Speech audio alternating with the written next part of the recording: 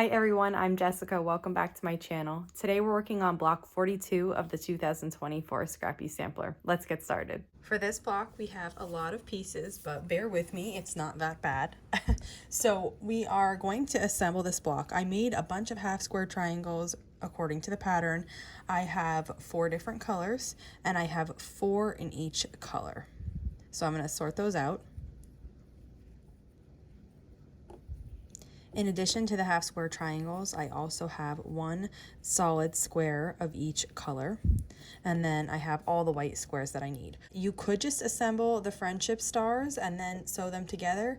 I'm going to do this one though just in rows. I'm going to use all of the squares and just do this in rows. So as I do this, I'm making sure that I'm referring to my pattern because there's so many half square triangles and it's really easy to turn one. So I'm just referencing my pattern and I'm just going to sew this together in columns just as I assemble any other block. And again, if you wanted to just make the friendship stars, the 4 friendship stars, and then sew those together as a 4 patch, you can do that. And I have my first 2 columns together now. I'm just going to open this up and add the 3rd column to this.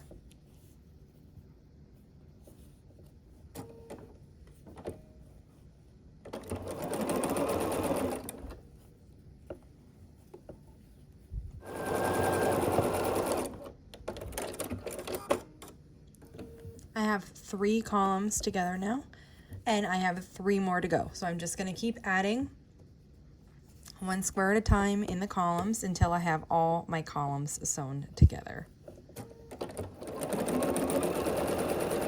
Okay, I have all of my columns sewn into rows here, and now it's looking quite flappy, but once we sew it together, it's going to look great. So I'm just going to put 1 row on top of the other. I think the easiest way to do this is to just push the seams for 1 row all in one direction and then alternate that, but you can really do it any way you wanted. You can push them open if you want. You could alternate the seams in the row. It's completely up to you. Seam pushing is completely personal preference in my opinion.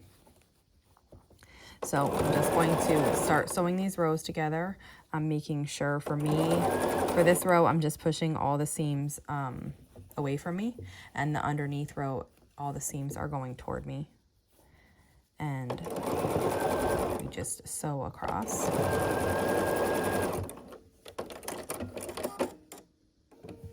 Okay, there. And I'm just going to keep repeating this process and just sewing all these rows together.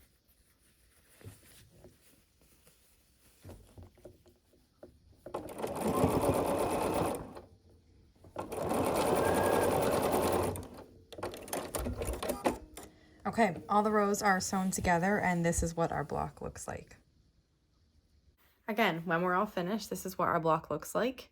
Once this is pressed, it's going to look really crisp and nice. If you have any questions on how to make this block, just let me know, and if not, I'll see you back here soon. Thanks for following along.